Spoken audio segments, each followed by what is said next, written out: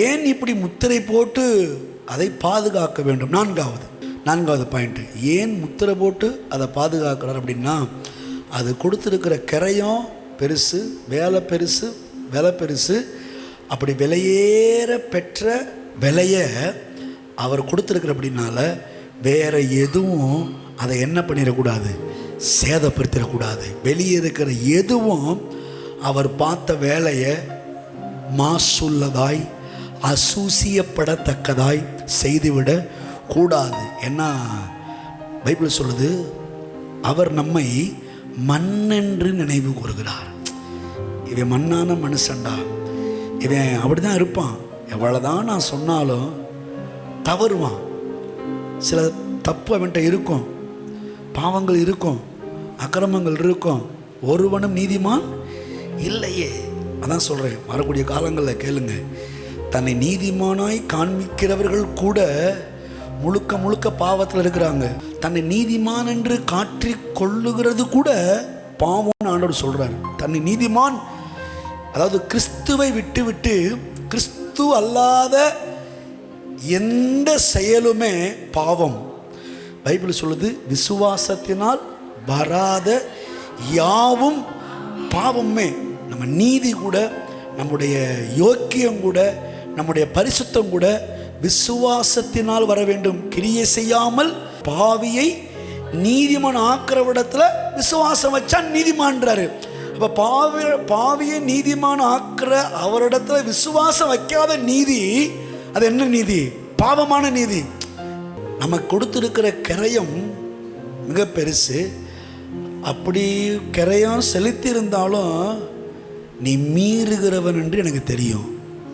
தாயின் கற்பத்திலிருந்தே வண்டவாளம்லாம் எனக்கு கரெக்டாக தெரியும். வண்டவாளம் எல்லாம் தண்டவாளத்தில் ஏறி நிற்கிது. நீ என்னமோ பெருசாக நினச்சிக்கிட்டு நான் அப்படி இருக்கேன் இப்படி இருக்கேன்னு, ஆனால் நீ யாருன்றது எனக்கு பிறப்புலேருந்தே தெரியும். நீ மீறுகிறவன், கடின இருதயம் உள்ளவன் அப்படின்றது எனக்கு தெரியும்.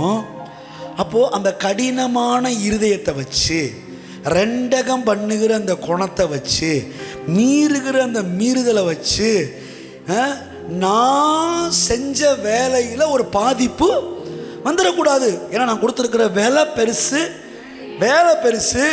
இனி அதை ஒருபோதும் செய்ய முடியாது. ஏன்னா ஒரே நேரத்தில் செஞ்சு முடிச்சு, மேட்ரு முடிஞ்சு. பைபிள் சொல்லுது ஃபினிஷ்ட், எல்லாம் முடிந்தது. எல்லாம் முடிந்தது. அப்போது அதில் இனி பார்க்கறதுக்கான ஒரு வேலையும் இல்லை. அப்படி வேலையே பார்க்க முடியாத அளவுக்கு, பார்க்கக்கூடாத அளவுக்கு நான் பூர்ணப்படுத்தி வச்சிருக்கிறேன். அப்படி பூரணப்படுத்தப்பட்டதில் நீ ஏதாவது திரும்ப பண்ணி ஆட்டையை களைச்சி விட்டுட்டினா, மறுபடியும் உனக்காக, உன்னை மீட்பதற்காக ஒரு பலி என்கிட்ட இல்லை. என்கிட்ட இருந்தது ஒரே ஒரு பலி, செல்ல பலி, உலகத்திலேயே கொடுக்க முடியாத பலி, என்னுடைய குமாரனுடைய மரணம். அவரை கொடுத்துட்டு வேலையை பார்த்து வச்சிருக்கிறேன். இனி என்னால் பலி கொடுக்க முடியாது. அதனால நானே பத்திரப்படுத்தி பாதுகாத்து முத்திரை போட்டு காத்துக்கொள்கிறேன். நீ ஒன்றும் பண்ண வேணாம்ப்பா. நீ சொல்லுவீங்க, ஆண்டவர் நான் என்னை பார்த்துக்கிறேன் ஆண்டவர். அப்போ நீ ஒன்றும் பண்ண வேணாம். நீ எல்லாம் பண்ணுவேன்னு சொல்லி தான் அப்போ இருந்து விட்டுட்டு வந்தேன். நல்லா பண்ணி கடைசியில் என் குமாரனே சாக பூக்குற அளவுக்கு நீ பண்ணி விட்ட. அதனால் நீ இன்னி ஒன்று பண்ண வேணாம், ஆணியே நான் பார்த்துக்கிறேன் வா அப்படின்னு சொல்லிட்டு அவரே தம்முடைய ஆவியானவரை கொடுத்து சீல் பண்ணி முத்திரை போட்டு இப்போ வரைக்கும் நம்முடைய ஆவி மனுஷனை புதிதாக்கப்பட்ட, தேவ சாயலாக்கப்பட்ட, தேவனை போல மாற்றப்பட்ட அந்த அந்த அந்த உள்ளான மனிதனை அவரே பாதுகாத்து கொண்டிருக்கிறார். ஹல்லேலூயா. எப்படி பாதுகாக்கிறார்? முத்திரை போட்டு. எல்லாம் சொல்ல, முத்திரை போட்டு. சத்தமா சொல்ல, முத்திரை போட்டு பாதுகாக்கிறார்.